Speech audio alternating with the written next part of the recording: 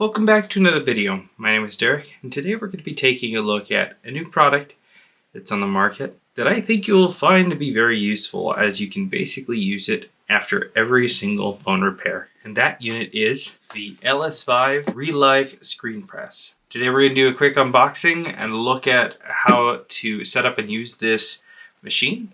So let's get into the video.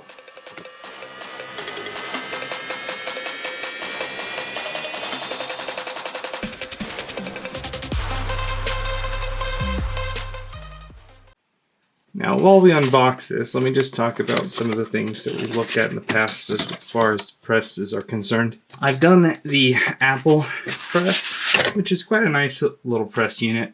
The only downside is it doesn't have any heating feature to it. The press itself has a good design, a nice little timer, a sleek look, and a small footprint.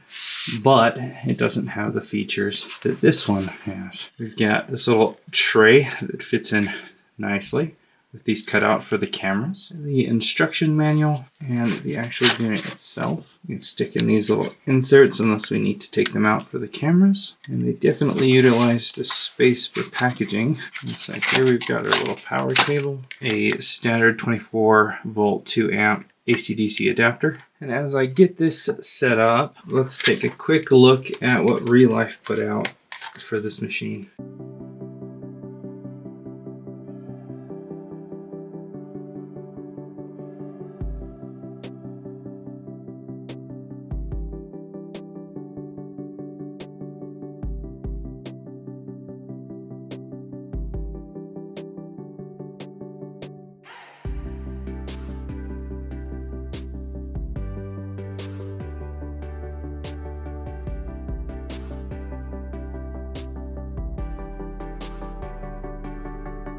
Our little blue light came on. Let's plug it in and turn it on. We'll handle at the top. We'll raise it up and it just slides in nicely. I just installed this display and gave it a nice firm hand press. This model doesn't really need the camera extracted.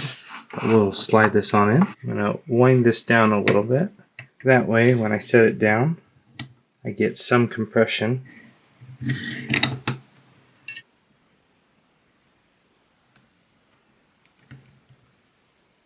It doesn't take long for it to reach a nice and warm temperature. It's hot enough that I don't want to leave my fingers there for more than a few seconds, but it's also not going to burn it's not going to burn the display or anything like that. We'll go ahead and clamp it on down, and we'll leave it here for between 30 seconds and a minute. Not only is this giving even pressure, but it's also heating up, activating the adhesive.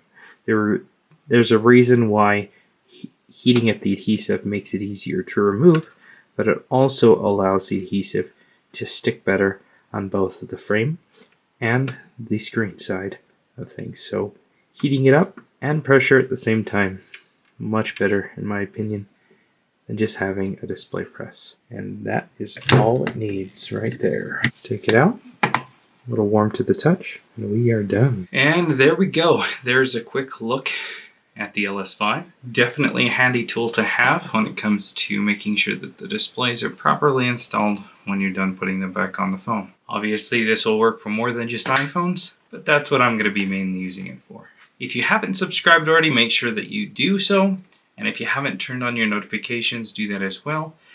I will be reviewing this amazing tool in the future. This is a multimeter thermal camera plus extra features that I'm really excited to show you. I just have to find a motherboard that's got an issue with it so I can show you it. If you have any questions, leave them in the comments below. If there's something that you'd like to see in a future video, let me know as well. Thanks a ton for watching. We'll see you in the next video.